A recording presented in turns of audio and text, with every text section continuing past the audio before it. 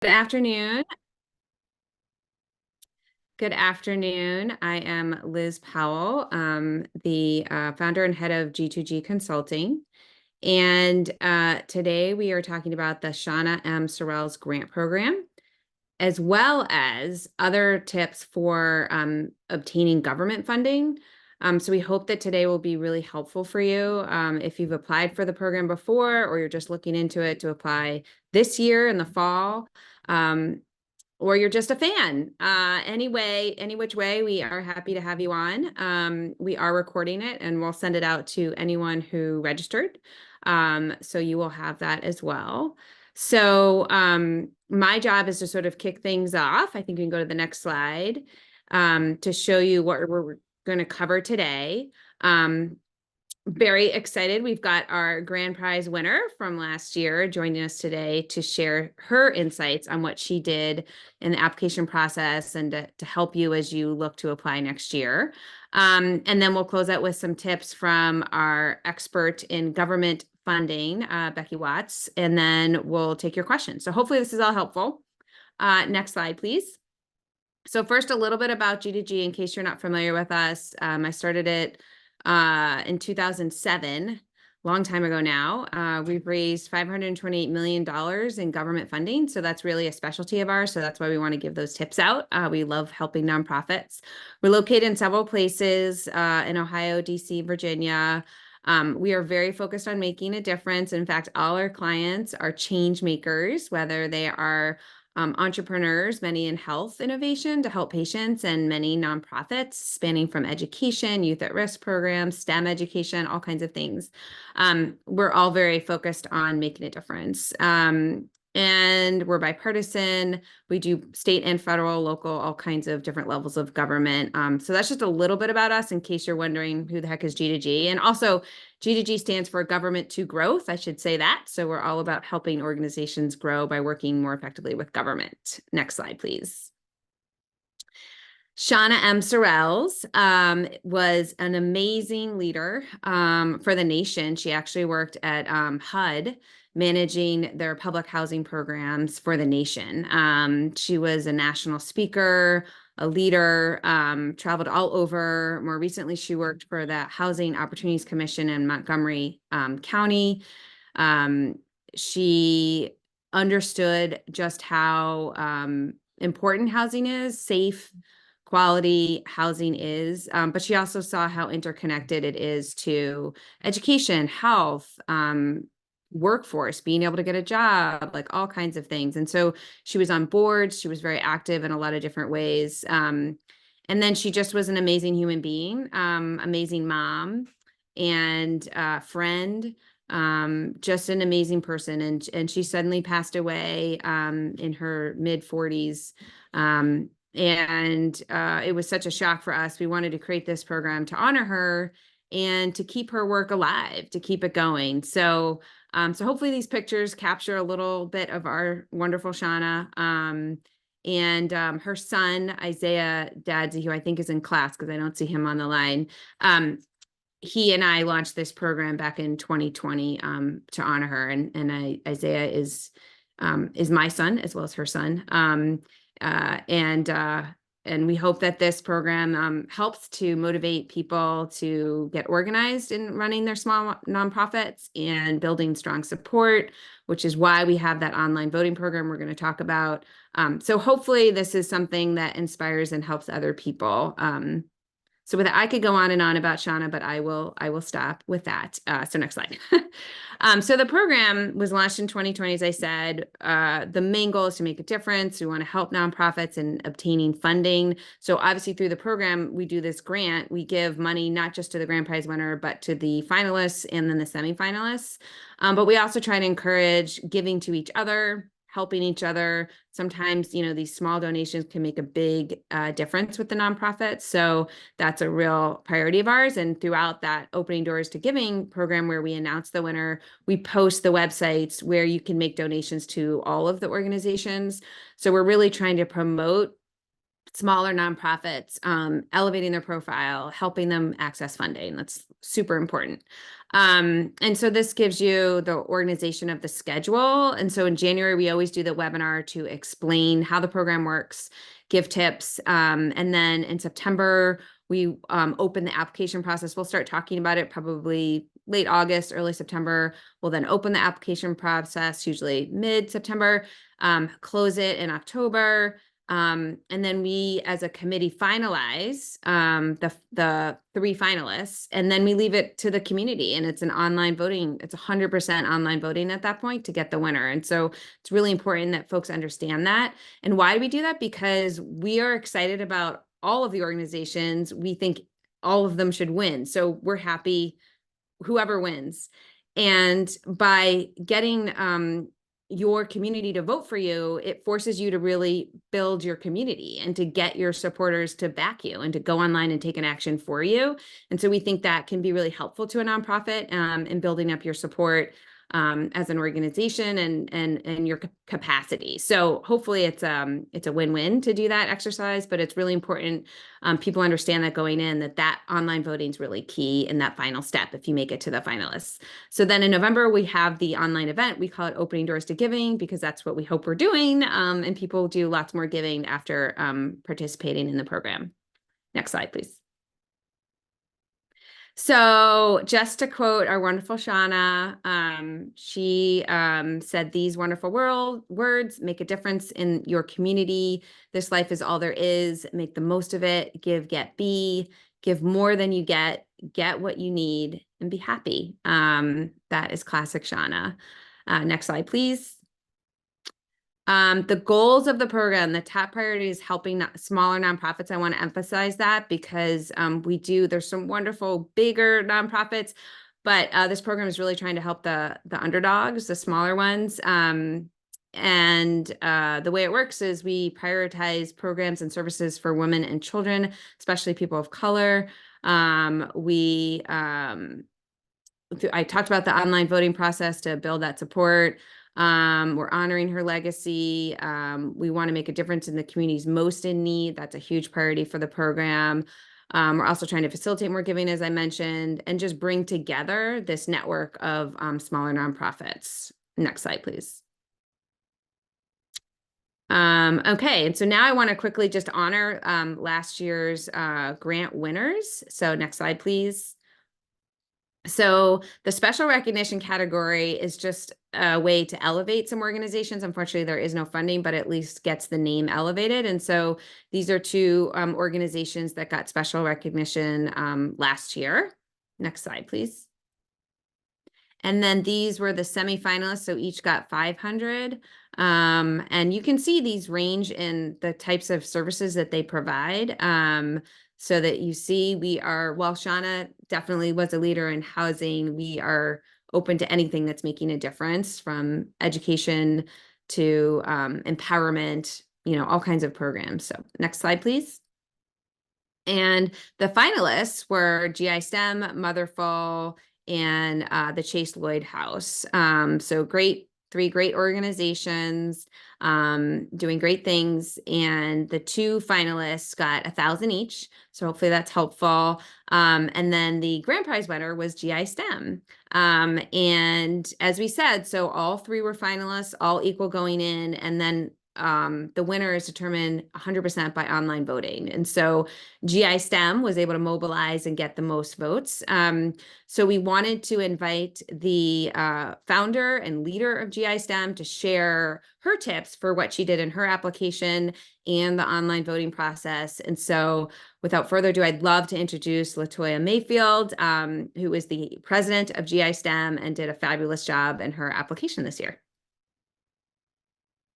Hi, thank you, Liz. I really appreciate that. Oh my God, this is a phenomenal program. I am just so honored that we were able to, be a part of this. This experience was amazing.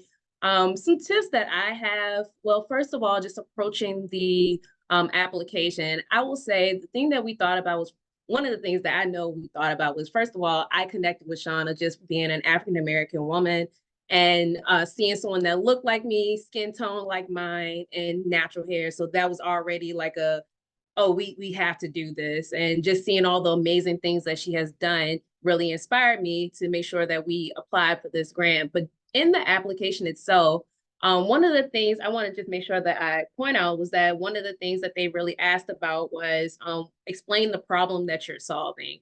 And so making sure that you're able to explain it, but also using data. And so what I would say is if there's data that you're looking at and you're looking at it from like the US, try to narrow it down to your city, right? So I'm in Richmond, Virginia.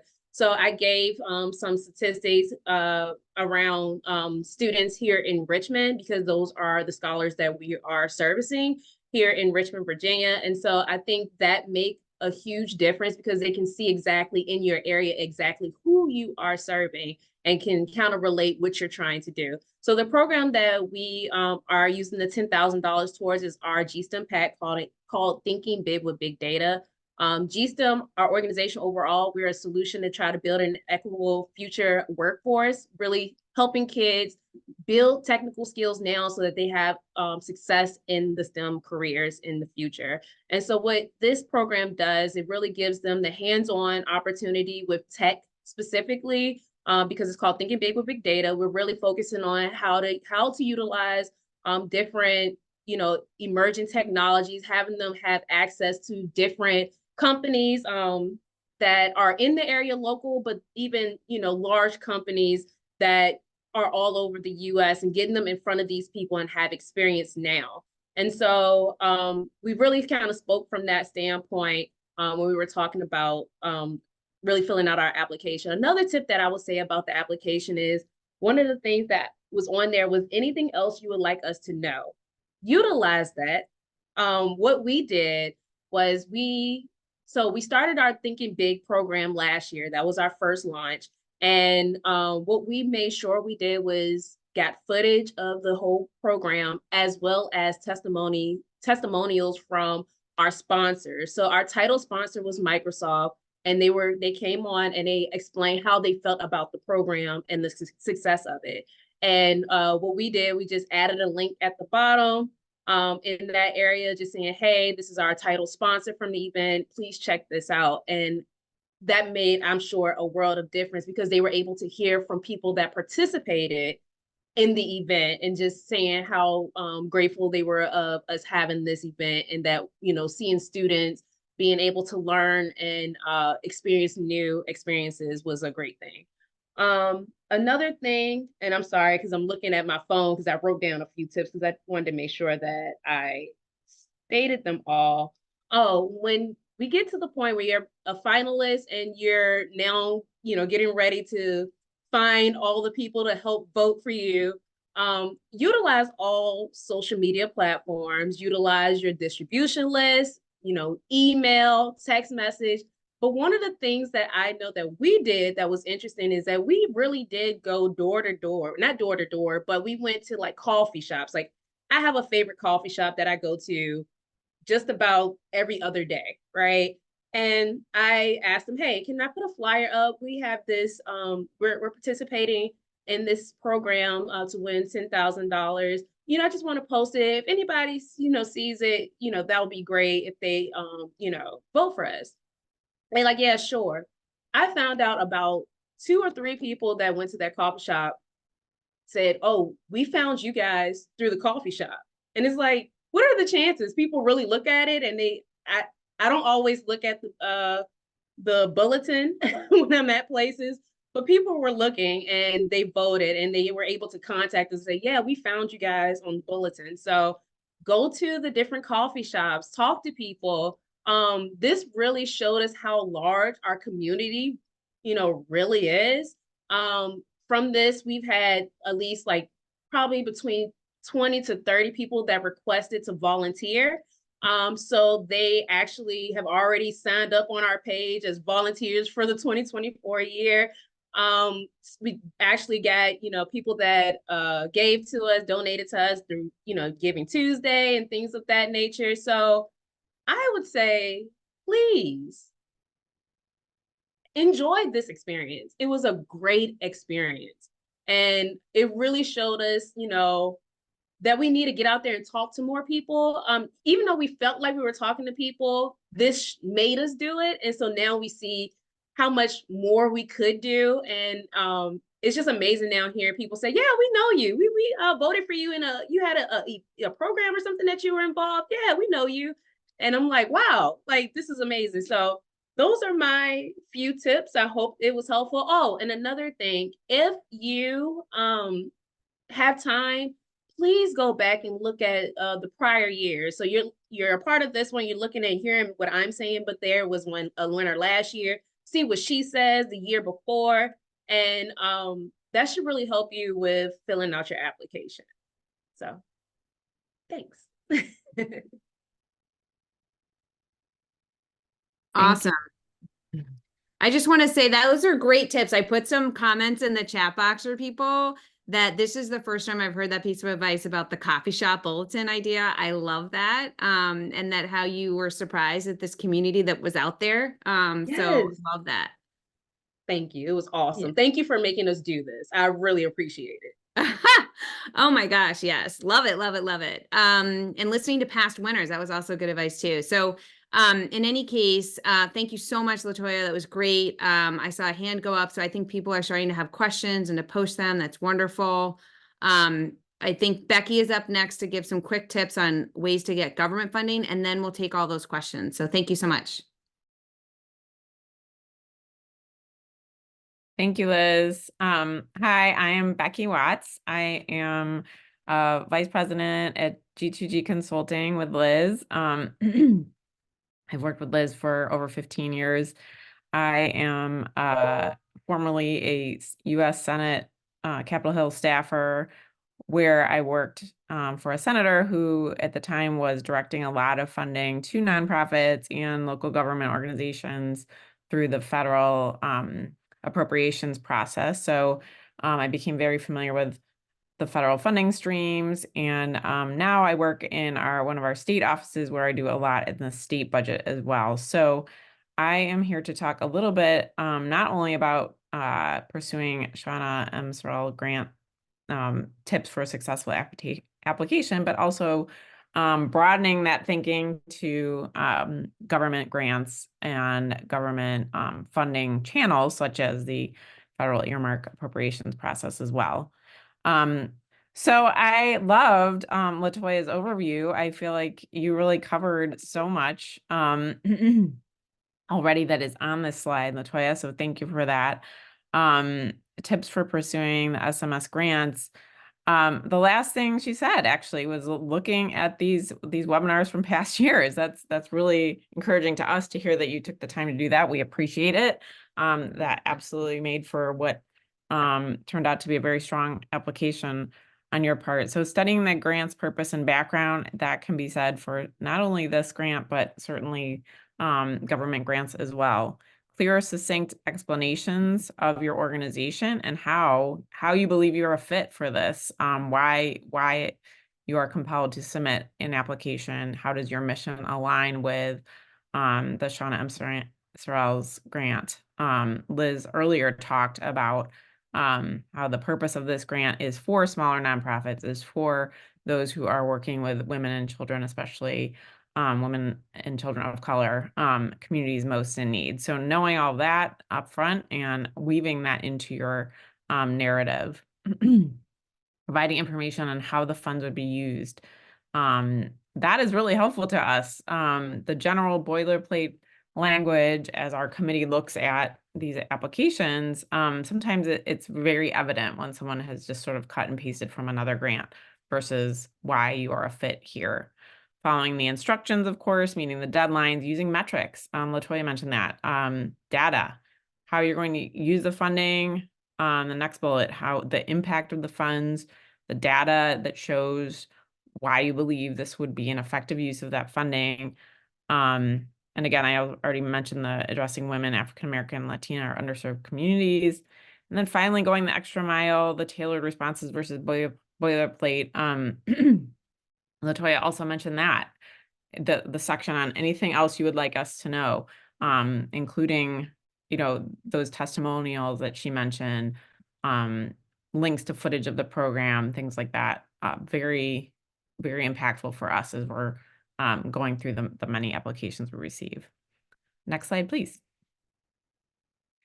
Moving into tips for pursuing government grants. Again, much of this type of thinking along the lines of how to best submit is very relevant and can be translated into your government grant applications. However, you of course have to know when and where those government grants are coming from and available, and an RFP is open, for example. Ways to do that are through grants.gov. That is one of the federal grant tracking mechanisms. It can be an overwhelming website, but if you spend some time with it, you can get familiar and narrow your searches.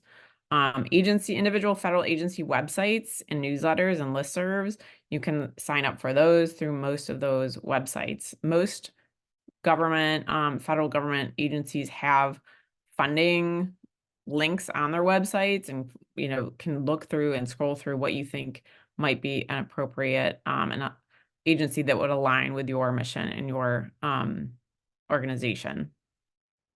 Shaping relationship development with legislators, policymakers, program managers within agencies. Also very key as your organization is getting bigger.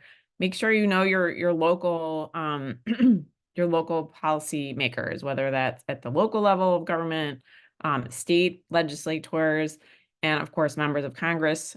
They all have district staff in the district, so those are great people for you to get to know, to learn about what services they provide in terms of federal government grants. And one senator, for example, that we work with frequently does an analysis. We'll take your mission and have their team do an analysis of what kind of federal grants are out there for you.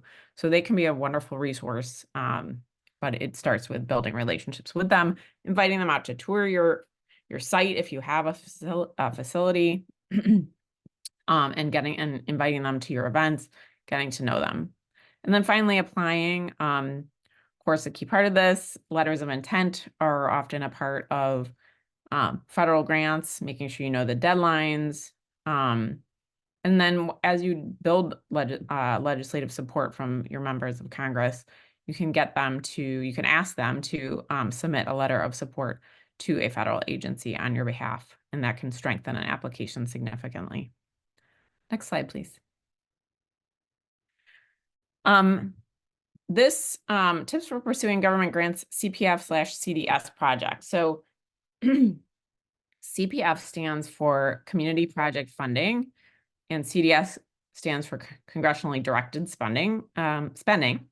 This is an initiative started a couple of years ago that allows members of Congress to request direct funding for projects that benefit the communities they represent. So essentially, this is earmarks in the federal appropriations bills, and they are separate from federal grants and funding apportioned by formula by the federal government. So this is, once again, a potential benefit of getting to know your member of Congress and or his or her staff at the local level, and as well as in his or her DC office. CPF, CDS projects are for one-year funding. They're only available to nonprofits and local governments, no for-profits. That's the eligibility. Qualifications, again, it's one-year funding. Sometimes there are matching dollars required. It just depends on the federal program through which you are submitting your application, your request. Programming, equipment, or construction dollars are available through these various accounts. Funding levels. Funding earmarks for CPF and CDS projects range in the amounts of $50,000 to $1 million, and sometimes actually more. Again, it really depends on the account and the federal agency. Key for success includes community support. So like the concept that LaToya again illustrated through building that support. Now she's got more people who know her through her effort with the coffee shop, and just building that support in your journey as you are building out your nonprofit organization, that will be key down the road. I mean, the more people you get to know who are, you are willing and partners that you can reach out to say, would you write a letter of support for this federal CPF project I'm submitting to Congressman so-and-so? The more support you have, the more that the member of Congress understands, wow, there is a strong need for this project and this organization, and will strengthen your application. Alignment with the member of Congress's priorities and the funding account. That gets a little bit more in depth in terms of your work with the congressional office. So again, building those relationships now so that you can apply in the future, so that you get to understand what are the priorities of this member of Congress. Does it do those priorities align with what we are doing at our nonprofit? And if so, it could be worthwhile for us to submit this application. Typically, timing wise, this starts occurring in February and March of a calendar year. This whole process, the CPF CDS process. Sometimes it gets pushed back a little bit later depending on what's going on in Congress. But again, you know, if you start talking to the office now, you may be able to submit for this year or possibly, you know, next year going forward. May through June, the congressional committee consideration starts happening. July through November, the House and Senate are working through their various appropriations bills, and then usually in December, January timeframe, the federal appropriations, it's called an omnibus, is enacted. But in the case of right now, the Congress has not finalized their bills from last year, so looks like it's going to get extended for a few months. So sometimes that happens. Often they do get it finished by the end of December. That is the timing for the CPF CDS projects. Next slide, please. Tips for pursuing all grants. And I'm sorry, I'm talking fast because I'm trying to. I see Isaiah jumped on, so I know maybe he wants to say a few words.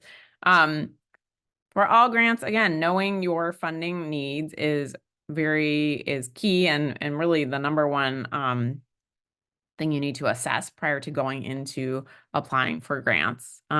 Personalizing and aligning applications with the grant resource. We heard that again from LaToya. You heard from Liz Powell, the founder of this program, what she's looking for in an application. So hearing that up front, you know, how you can align when you are making your application. Spending the time to research the grant itself, answering all the questions asked precisely and concisely. Concise is key, certainly in government world as well as for when our committee reviews the SMS grants. Meeting deadlines, developing a list of targets to pursue for your CPF, CDS, and government grants. So as you do that analysis, what could we apply for federally or through our state government? Developing that list of targets so you can go back to it and see if you're checking those boxes. Meeting the criteria, communicating succinct summaries of what you do, why it's valuable, and how you'll use the funding. We've heard that over and over again. Statistics and data, very compelling. Building relationships with the funding source and nourishing and cultivating those relationships over time. We like to call it like the drumbeat of communication, the polite persistence. Organizing tours and media events and involving your elected officials. It's a great way to engage them. And then engaging the community you serve, partners in your board, following up and staying in touch. And don't give up. We know the work that so many of you are doing is so worthwhile, valuable to the community. It's just a key part of letting folks know is certainly part of the journey and in accessing the funding. So I think that concludes my portion. Next slide. Thanks so much, Becky. Really helpful tips. And hopefully you're seeing a common theme. It is very similar. What you do when you're applying for Shauna M. Sorrells is when you're applying for government grants or foundation grants. So hopefully those principles are coming through. So wanted to close out with a couple words from Shauna, and Isaiah has dialed in, so he's going to say a couple things too. I love this quote. Words are just a start. Action is what we needed. All about action is what Shauna M. Sorrells was all about, and hopefully what we're trying to do with this program. Next slide, please. So this just is to close things out, that you should be looking for October as the application timeline. That's when you want to make the submission. So there's lots of time for you to look at the advice from LaToya today, look at the past webinars that we've done where you've heard from other past recipients, lots of time to gear up. And if you are a recipient, we want to hear from you. We love to get reports on things that you're doing or something you were able to do because of the funds from this program. That makes us feel so wonderful. It warms our hearts. So please keep in touch. You've got our email addresses there, and I think we can take down the slides, and would love to pass to Isaiah, who helped start this with me, going on our 5th year. And if Isaiah just wanted to say a couple things, would love to pass to you. Thanks, Liz. Yeah, I just wanted to say thank you all for applying and for attending this webinar. Sorry. Yeah, I hope everyone applies for our 5th anniversary later on this year, and I hope everyone continues doing the work they are doing to just generally continue helping people. Thank you all for coming, and I hope you all. Thank you all for coming. Sorry. Thanks, Isaiah. I appreciate your dialing in, juggling school and classes. Really do appreciate that. So we got some questions. Please post more questions. So the first one is for LaToya. How did you get so many darn votes? How did you really drive that online voting? Any final tips on that one? Really, all the things that I stated. I mean, text message, emails, I mean, our distribution list. I mean, we made sure we sent it out to everyone. All of your social media. So Twitter, Facebook, Instagram, LinkedIn. I mean, get outside of your comfort zone. Really, that's what it is. Like I said, the coffee shop. If you see a school, you know, there's teachers. Like for us, we work with students, so we sent it out to the schools that we service, right? So that made sense. So we sent it out to them. They helped us with the vote. So really using every avenue. Our sponsors, so our sponsors sent it to, since you know most of our sponsors are organizations, they sent it out to their everybody in their organization. So that's how we were really racking up the votes. And you know, at first when we were thinking about the votes, we were like nervous, right? Like we were like, how are we going to get all of these votes? But then once we started getting the hang of it, we were like, it's not bad. And it's really getting our name out there. So I say get out of your comfort zone.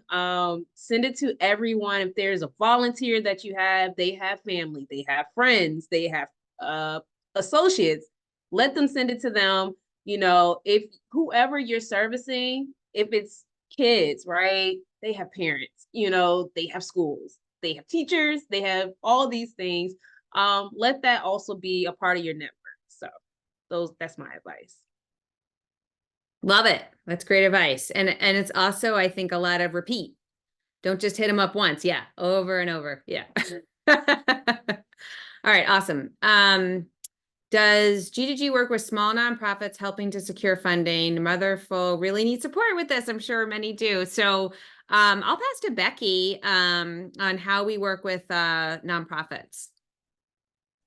Yeah, we at G2G, we worked with nonprofits of varying sizes. We are happy to talk to you further offline about your needs and kind of assess with you whether or not it would make sense for you to make the type of investment in working with an advocacy partner to achieve your advocacy and funding goals, working with government. And we have tailored our services, if you will, to organizations of all different sizes. So absolutely, we'd love to talk with you more about that. Great. Any other questions? We always block off an hour, but we usually get this done in about half an hour. So, like to be efficient, give you back your time. But if there's any final question, we're happy to take it. I have a question. Yes, yes. So when it comes to government funding, is it better to, I guess, partner with other organizations and go in for the grant together? What is your advice on that type of thing? Go ahead, Becky. Yeah, I think it depends really on the grant, but Okay. in terms of federal grants, I mean, they are larger, it's a little bit more of an onerous application. So in most cases, yes, I would say partnering will strengthen your submission, Okay. a federal grant, through a federal agency. For working as on the CPF CDS earmarks that I was talking about earlier through your member of Congress. In that case, I would recommend starting as a solo organization. Certainly your partners will be a key part of it in terms of like writing letters of support and leveraging their relationships with members of Congress. But for that pot of funding, usually it's going to a sort of one organization. Okay, perfect. Thank you. Next question, does the Corporate Transparency Act impact nonprofits? So I'm quickly Googling it because I don't even know off the top of my head. I don't know, Becky, if you know. My guess is a smaller nonprofit does not fall into this, but I can look that up and get back to you. Renee, do you want to shoot me an email and then I can get back to you with a better answer? Sorry about that.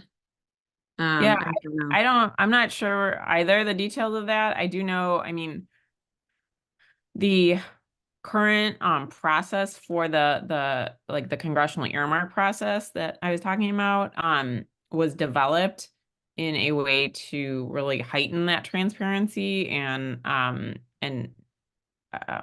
fix what many consider was a broken system previously, of the way members of Congress earmarked federal appropriations bills for their for organizations in their home districts. Congress wanted to continue doing that, but with greater transparency. So that process, at a minimum, has been developed as such to shine a light on exactly what members of Congress are doing, who they're directing funding to ensure that there's no conflicts, or anything questionable going on there. So I don't know, that's different, but it's transparency related. Yep. Okay. How do you define smaller nonprofits for the purpose of this application? That's a great question. And I think that we said, I actually don't remember the exact financial cutoff. Is it 1 million or 2 million that we said it was below that amount for a total budget for the organization? So we definitely wanted smaller. And then we wanted because then the donation would go farther for the organization. So that was part of the definition of smaller. And then but not so tiny that there's been no activity ever before. So, so I think it's somewhere in there that we define a smaller nonprofit. And please add to that, Becky or Greg, if I'm messing that up. Yeah, no, I think it was in that range, the $1 to $2 million range, and depending on the footprint in some cases, but yes, but obviously we want, like government, want to provide this grant to an organization that has sustainability long term, or at least for the immediate future. And so having some type of activity so far was definitely helped strengthen an application as well. Yeah. And just to reemphasize that Becky and LaToya both said this, but when you are specific in what you will do with the funds, and how it's in line with the Shauna M. Sorrells priorities, that's like wow, that's a very powerful submission. So the more specific you can be in what you'll do with the funds, how it aligns with how we're trying to honor Shauna M. Sorrells and run this program, that's a really, really strong application then. So any other questions? If I'm not seeing any questions, I think that it is a wrap. Thank you so much for dialing in. We will send out the recording to all who registered. Please, as I said, send us updates throughout the year. We'd love to hear what you're doing, things that you've accomplished. And we look forward to seeing you again in the fall for the 5th annual Shauna M. Sorrells Grant Program. Thank you so much. Bye.